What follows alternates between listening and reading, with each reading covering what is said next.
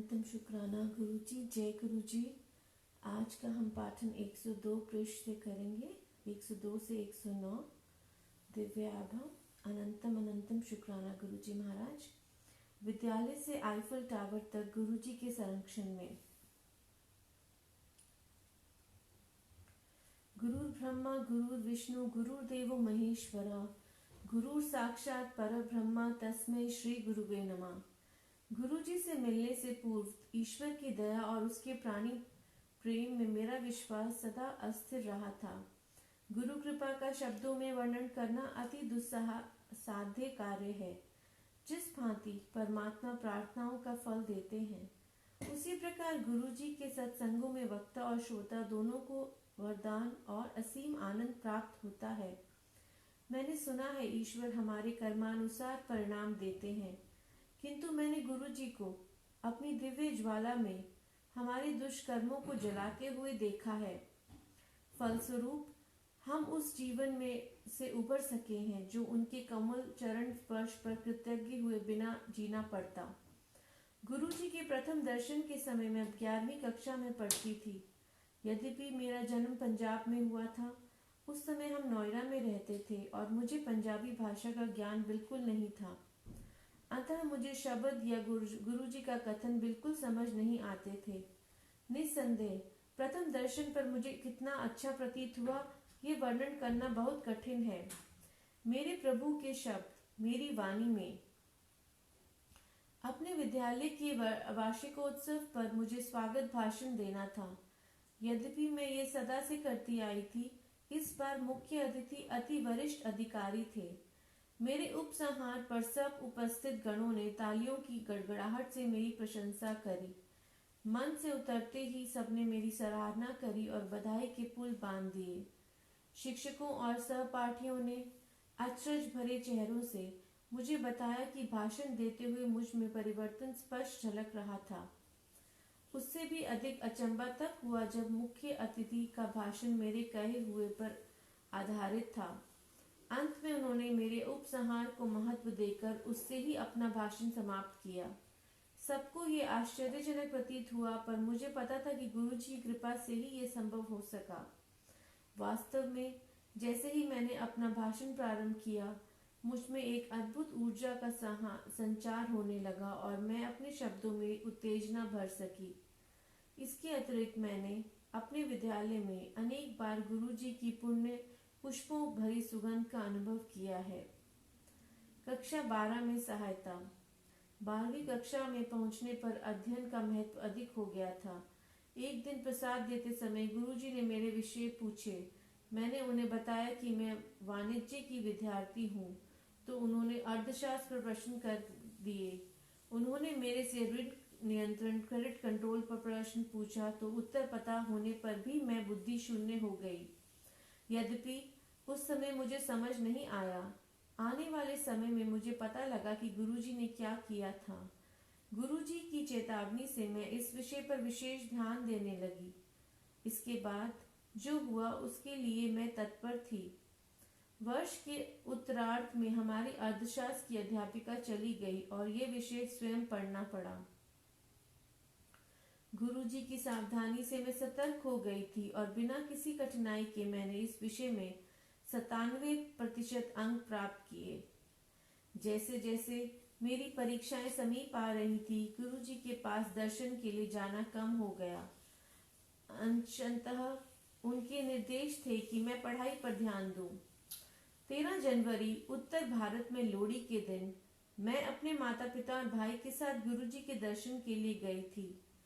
परीक्षाएं समाप्त होने से पूर्व ये अंतिम दर्शन होने की संभावना थी। गुरुजी उस दिन स्वयं प्रसाद वितरित कर रहे थे और जब तक मेरी बारी आई तो वह टॉफी दे रहे थे। प्रसाद वहीं पर समाप्त करना है, ऐसा गुरुजी का आदेश था, किंतु टॉफियां अपवाद थीं, सो मैंने थोड़ा सा प्रसाद वहीं पर खा लिया और शेष अपने पास रख लिया। मैं गुरुजी के पास आज्ञा लेने पहुंची और उनके कमल चरणों को स्पर्श करने झुकी। जब मैं उठ रही थी तो गुरुजी ने अपना एक चित्र निकाला और मुझे दिया। यद्यपि मैंने उनके पास कोई लिफाफा नहीं देखा था, मैं अति हर्षित हो गई क्योंकि गुरुजी का चित्र तो अमूल्य है। गुरुजी ने उस रात क्या किया था, उन घटनाओं पर घर लौटते हुए चिंतन का अवसर मिला। उनके चित्र को अपने हाथों में पकड़े हुए मुझे आभास हुआ कि उसमें गुरुजी की सुगंध आ रही है और यह परीक्षाएं समाप्त होने तक रही। मैं ये चित्र अपने साथ परीक्षा भवन में ले जाती थी। अंतिम परीक्षा समाप्त होते ही उसमें सुगंध आनी बंद हो गई, मानो गुरुजी ने अपने चित्र में परीक्षाओं के लिए ही विशेष धारा प्रवाहित करी थी। उस रात घर पहुंचने पर जब मैंने बची हुई टॉफियां गिनी तो कुल 12 थी, प्रत्येक परीक्षा के लिए 2। गुरुजी के चित्र और उन टॉफियों के साथ मैंने अपनी परीक्षाएं पूर्ण करी। बहुत अच्छे अंकों से उत्तीर्ण होकर दिल्ली के ही सबसे अच्छे महाविद्यालयों में से एक में प्रवेश पाने में सफल रही। प्रेम, आइसक्रीम और सबसे मनोहर जन्मदिन। एक दिन गुरुजी ने कुछ भक्तों के साथ गुड़गांव के एक होटल में जाने की योजना बनाई और मुझे भी साथ आने को कहा। कुछ ही देर में हम सब ब्रिस्टल होटल पहुंच गए। गुरुजी का पूरा ध्यान मुझ पर केंद्रित था क्योंकि मैं सबसे छोटी थी। गुरुजी ने तीव्र गति से होटल का चक्कर काटा और फिर बैठकर सबके लिए शीतल पेय मंगवाए। उसके साथ ही कुछ खाने का आहार आया और बाद में आइसक्रीम भी आई। हमने अविस्मरणीय समय व्यतीत किया। निकलते हुए कारों में चढ़ने के समय गुरुजी ने विशेष रूप से मेरी पूछताछ की और यह ध्यान रखा कि मैं सही प्रकार से उनके स्थान तक पहुंच सकूं। गुरुजी ने अपने निवास पहुंचने पर मेरे अनुभव के बारे में पूछा। वह तो अति निराला ही रहा था। गुरुजी ने मेरे से यह भी पूछा कि क्या मैंने आइसक्रीम खाई थी। गले में कष्ट होने के कारण मैंने नहीं खाई थी। गुरुजी ने कहा कि आइसक्रीम खाने से मेरा गला ठीक हो जाता। कालांतर में मुझे पता लगा कि गुरुजी ने मेरे गले का कष्ट समाप्त कर दिया था। उस दिन के पश्चात मेरा गला, जो हर वर्ष एक बार अवश्य खराब होता था, कभी खराब नहीं हुआ। गुरुजी के उत्कृष्ट संरक्षण और प्रेम की विशेष झलक एक दिन और प्रकट हुई। हम संगत में शब्द सुन रहे थे और गुरुजी द्वारा प्रसाद वितरण की प्रतीक्षा कर रहे थे। गुरुजी के आदेश पर प्रसाद लाकर उनके पास रख दिया गया। उस दिन गुरुजी ने जिस ओर मैं बैठी थी उधर से प्रसाद बांटना आरंभ किया। प्रसाद लेने के लिए सबसे पहले मैं ही थी। जैसे ही मैं प्रसाद लेने के लिए उनके पास पहुंची, उन्होंने पंजाबी में यह कहकर कि मैं अपने जन्म दिवस का पूर्ण आनंद लूं, विस्मित कर दिया।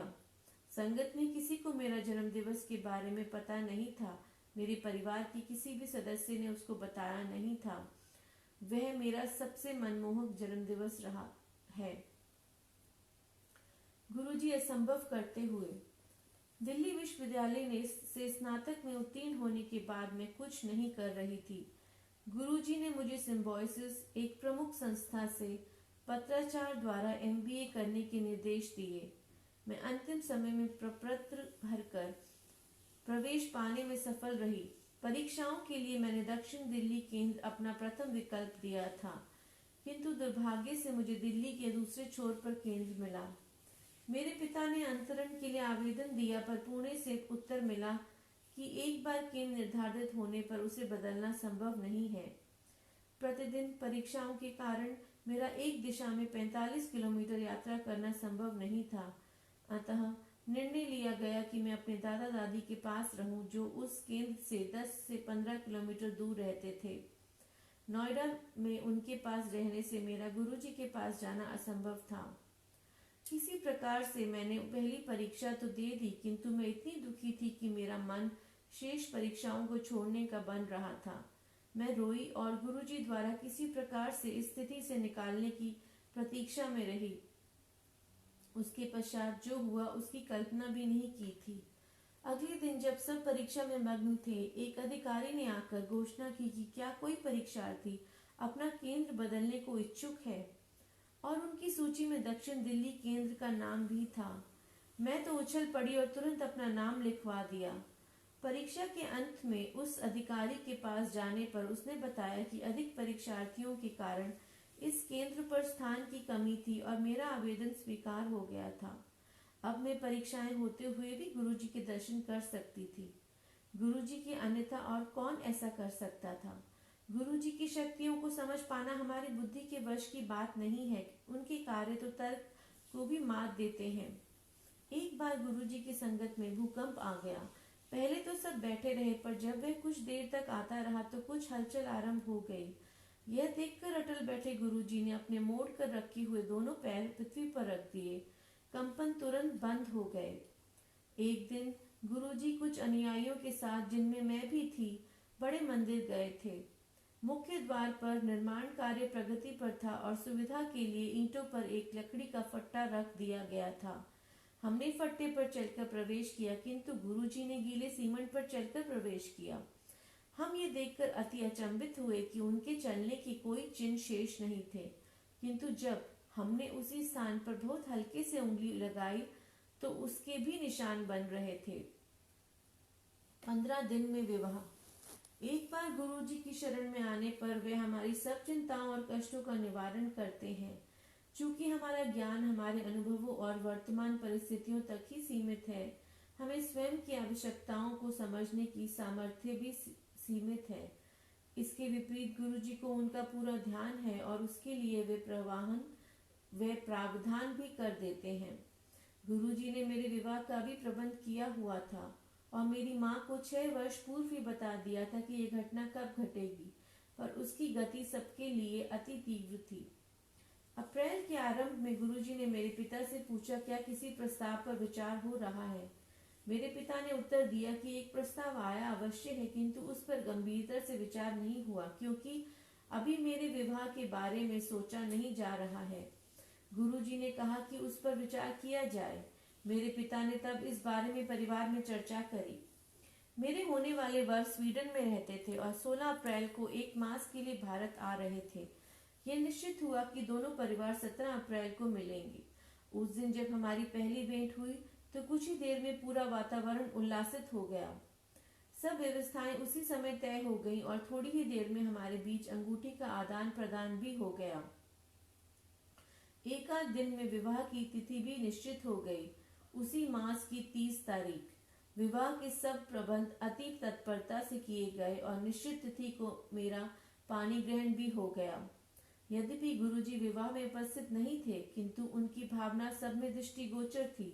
सबने विवाह स्थल में सजावट, वातावरण, भोजन आदि व्यवस्थाओं की भूरी भूरी प्रशंसा करी।